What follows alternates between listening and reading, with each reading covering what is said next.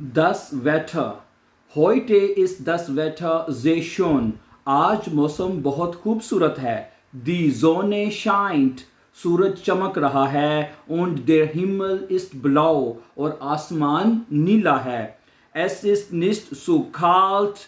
Es ist nicht so heiß und nicht so kalt. ना तो गर्मी है और ना ही सर्दी. Ich mag dieses Wetter. मुझे ये मौसम पसंद है. Ich mag मैं पसंद करती हूँ dieses Wetter ये मौसम. Weil क्योंकि ich draußen spazieren gehen. क्योंकि मैं बाहर सैर के लिए जा सकता हूँ या जा सकती हूँ. ठीक है.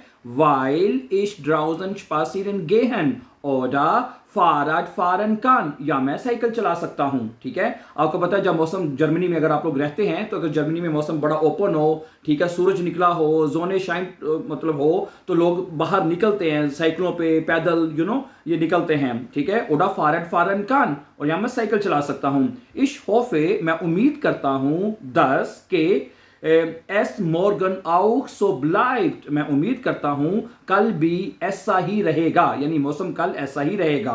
Bleibt मैंने ये bleiben वर्ब है, that to stay यानी कि ठहरना. ठीक है. Ich hoffe dass es morgen auch so bleibt. कि कल भी ऐसा ही रहेगा. So thank you very much for watching my dear friends. Before going for more important videos, don't forget to subscribe. Have a nice time and take care.